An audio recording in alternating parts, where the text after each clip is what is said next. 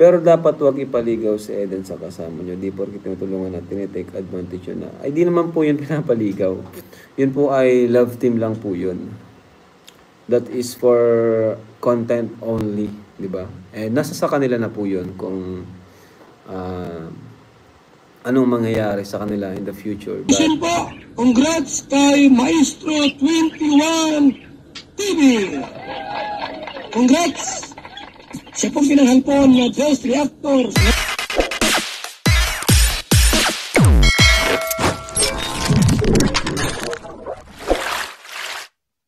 Okay, mga kalingap, isang mapagpalang umaga, tanghali, gabi po sa inyo lahat. Sana po ang lahat ay nasa mabuting kalagayan at ligtas po sa anumang kapahamakan. Sana po kayo dako ng mundo naroroon. Ako po muli ang inyong likod, Maestro 21 TV, at sa ating video ngayong araw na ito ay tayo muli ay magbibigay ng ating reaction po tungkol po sa nagkomento kamakailan lamang po sa live po ni Kalinga Prab tungkol po sa mga love team. Okay? So, hindi nauunawaan at parati na lang po nagpapaliwanag po ang Kalinga Prab ang tungkol po sa layunin kung bakit po niya create ang love team. Pero marami pa rin pong mga negatibong komento tungkol po sa pag-create ng love team. So, yan ang ating pinakapaksa sa ating video ngayong araw na ito. So, bago po yan, tayo muna po ay magbibigay po guys sa ama at founder po ng Kalingap, Kuya Bal Santos Matubang. At nagkilikin po natin Ate Ed Vlog, Kalingap Prab, Kalingap Dan, Kuya Brooks Vlogs, and Ruel of Malalag. At siyempre, kung bago lang po kayo sa munting channel na ito, sana po ay nyo rin pong tangkilikin sa pamamagitan po ng pag-like, share, and subscribe. At tuloy pindutin na rin po ang notification bell upang sa ganun ay magsama-sama pa rin po tayo sa susunod pa pong mga reaction videos na ating gagawin. At siyempre, tangkilikin po natin ang ating mga masisipag at matyatagang mga scouters, Kalingap partners po natin na nakatalaga sa iba't ibang Kalingap landing pad sa ating bansa. At ganoon din po sa inyong mga kasamahan po natin dyan sa Karepa, Kalingap Reactor Partners, sa pamumuno po yan ng aming Presidente Javier De Leon, aka Virador. At ganoon din po sa inyong mga Kalingap subscribers, supporters, and organic sponsors. Mega shoutout po sa inyong lahat. At sa ating mga kapatid po dyan, sa Team Siomay ng Kalahi Community at ng buong Kalahi Community. Okay? So, ipagpatuloy natin. Bago po natin ipagpatuloy ang ating reaction video, mayroon po tayo nakitang maikling video clip po dyan sa unahan po ng ating video ngayong araw na ito na papaliwanag po ang Kalinga Prab tungkol po sa layunin kung bakit po niya create ang love team. Okay? So, tunghayan muna natin ang kinuha ko pong maikling video clip doon sa live po ni Kalinga Prab. At dito po tayo magbabase ng ating komento, opinion, kuro-kuro, at reaction. Tunghayan po natin, mga Kalingap. pero dapat huwag ipaligaw si Eden sa kasama nyo. Di porke tinutulungan at tinitake advantage yun na. Ay di naman po yun pinapaligaw. Yun po ay love team lang po yun. That is for content only, di ba? Eh nasa sa kanila na po 'yun kung anong mangyayari sa kanila in the future. But sa una is love team lang po talaga, no? Wala po tayong ginagawang sapilitan dito. Bago po tayo mag-vlog is nagpapaalam muna tayo sa kanilang magulang and sa beneficiary mismo na gagawa tayo kung gusto niya ng love team. Kung okay sa kanya na for content lang. And wala po tayong ginagawa doon na sapilitan, di ba? Kaya mali po yung comment nyo. May mga makitid na naman na utak na nakapasok sa live mo. Okay lang po, sanay na po ako sa ganyan. Hindi ko na po siya sineseryoso. Hindi po ako affected kasi alam ko po sa sarili ko yung aking ginagawa. And basta po tayo ay nakakatulong sa abot ng ating makakaya and ginagawa natin yung mga strategy. Yan po kasi yung love team is strategy po yan, di ba? Kung mapapansin nyo mga Kalingap, yung pong mga beneficiaries natin, talagang tuloy-tuloy yung tulong natin sa kanila. Paano na lang po kung walang love team? Sa tingin nyo po ba makakaroon tayo ng ganyang blessings, kagaya ng blessings na natatanggap ngayon ni Carla, ni Viancy, ni Joy, di ba? Joy, di ba? Tingnan niyo po si Joy. Siya yung pinakamatagal na beneficiaries natin. And until now, nasusustain natin yung kanyang pangailangan bilang nursing student. Sobrang mahal po ng nursing student, mga kalingap. Kaya sa mga makikitid ang utak na di po alam ng ating ginagawa. At sa tingin ko, di naman po talaga sila viewers para mag-comment ng gano'n. Kasi kung talagang sinusubaybay nila ang ating mga upload, doon nila ma-realize na nasa tama yung ating ginagawa. Ayan. Wala po tayong take advantage dito kasi tayo po ay nagpapaalam muna at nirespeto natin ang kanilang desisyon. Like Dara, di ba? Si Dara, tinanong ko siya kung gusto niyang love team and ang sagot niya is ayaw na muna niya. And nirespeto po natin yun, di ba? Pero tuloy-tuloy pa rin po yung tulong natin kay Dara. Yan. Kaya yung pong ganong mga comment is hindi na po siya valid sa argument. Kaya di na po ako masyadong affected po dyan sa mga ganyang comments. So yan ang ating mga kalingap, mga kapatid. Ang komento po ay bunsod po sa pinag-uusapan o preparasyon po sa birthday po ni Eden. Okay? Alam po natin na pinaghahandaan po ni Kalingap Rob ang kanyang birthday, surprise birthday. Pero may nagkomento po doon at alam po natin si Eden po, mga kapatid, ay pinapaliwanag po ni Kalingap Rob na hindi wala po siyang masyadong mga sponsors, kaya nanghihingi po ng anumang additional na ayuda na para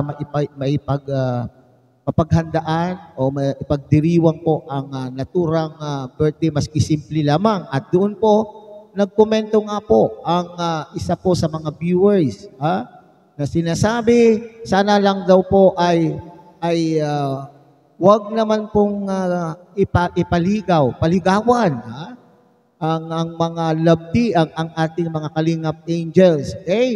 Noon pa man po, mga Kalingap, natatapik ko na rin po na nadadaanan ko ng paliwanag din na ang talagang layunin po, base din po dito sa video po na inyo pong natunghayan at sa inyong lahat na nakapanood po ng live po ni Kalingap Rob, ay parating sinasabi ang layunin po ng pag-create ng love team ay upang makaingganyo sa ating lahat, lalo na itong mga may kakayanang pinansyal, na matulungan ang ating mga Kalingap Angels, lalo na po particularly sa kanila pong pag-aaral, at kung mayroon man pong sobra, ay maaaring pampabahay po mismo sa beneficiary. At kung may sobra pa po, yun pa pong pagtulong, gagamitin pa rin pong pagtulong po sa iba pang mga Kalingap beneficiaries. Okay? So ito po yung sinasabi ni Kalingap Rob, mga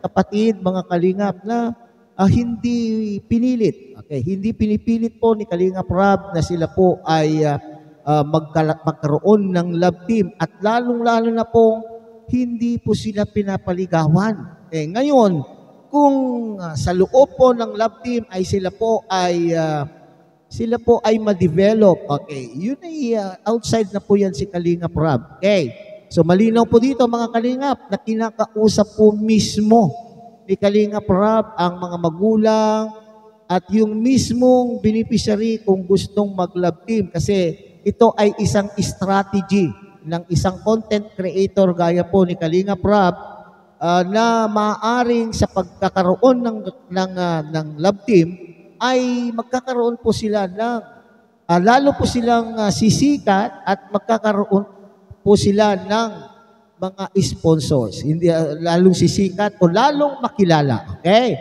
Lalong makilala at maraming maiinggan yung sponsors na tutulong po sa mismong Kalingap Angel na beneficiary po sa love team. Okay?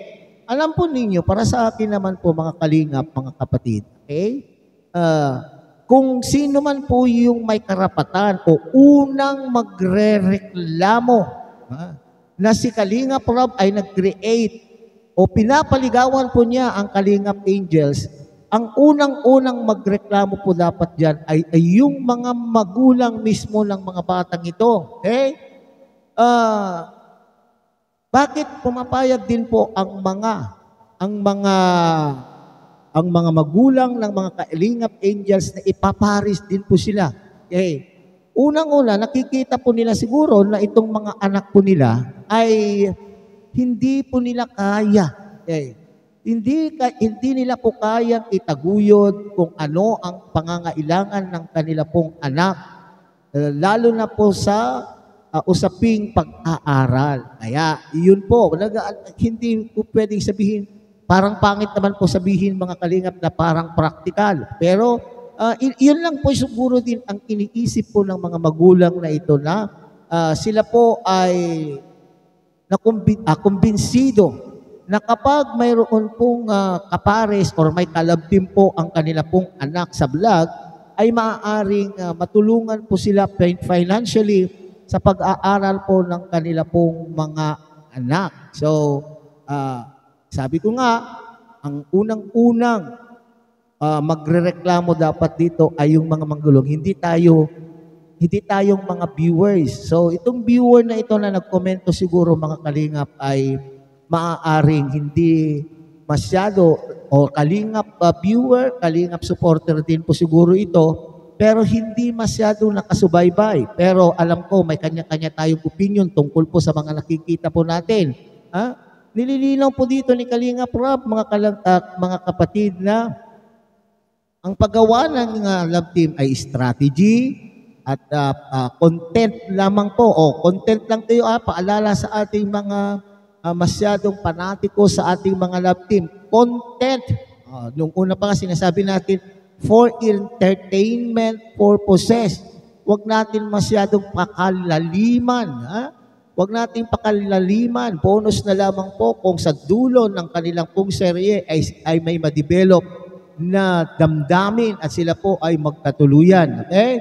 Huwag na natin pong masyadong big deal na kung pag nakita po natin na, bakit sina ay magkahiwalay sa sasakyan, bakit si ganun ay ang ating idolo, ang ating love team na sinusuportahan ay hindi masyado na i-vlog kasi pinapaboran si ganyan. Huwag naman po siguro, lininaw po yan. Content lamang po. At outside na po si Kalingap Rob dyan, kung sakali mayroon mangyayari na maganda sa kanila, na-develop po sila, wala tayong magagawa. Okay, maski naman po hindi sila papasok sa love team kung talagang tumibok ang kanilang mga puso. Di po ba? Maski sabihin po natin na wala sa love team, sa kanila pong paaralan, kung tumibok ang kanila pong puso, ay wala tayong magagawa. Di ba? Magpaubaya na lamang po tayo, maski tayong mga magulang, kung tumibok ang mga puso sa maagang panahon, tumibok sa maagang panahon ang mga puso ng ating mga anak, hindi natin po sila mapipigilan. So malinaw po yan. Huwag naman po tayo masyadong magkukomento ng negatibo tungkol po sa love team. Ito ay strategy. Okay? Ang ano po dito ay yung pagtulong. Ginawa pang ang halimbawa po dyan ni Kalingap Rob, mga kalingap, mga kapatid, ay si Dara. Noong nagdesisyon si Dara na ayaw na munang mag-love team, anong ginawa po ni Kalingap Rob, di ba? Nirespeto po niya, iginaalang po niya yung desisyon po ng bata. Ganun po. Kaya, intindihin na lamang po ang layunin ni Kalingap Rob kung bakit hanggang sa ngayon ay pinagpapatuloy pa po ang love team para sa pangangailangan po ng mga beneficiaries, lalo na po itong mga Kalingap Angels. So hanggang dito na lamang po tayo mga Kalingap. Muli, tagkilikin po natin Kuya Bal Santos Matubang, Ate Edna Vlog, Kalingap Rob, Kalingap Dan, Kuya Brooks Vlogs, at Roel of Malalag. At siyempre, pinakikiusapan ko po kayo na sana po ay inyo rin pong tangkilikin ang bunting channel na ito sa pamamagitan po ng pag-like, share, and subscribe. At tuloy, pindutin na rin po ang notification bell at nang sa ganun tayo pa rin po ay magsama-sama sa susunod pa pong mga reaction videos na ating gagawin. Muli, isang mapagpalang umaga, tanghali, gabi po sa inyo lahat. Mabuhay po kayo at God bless everyone.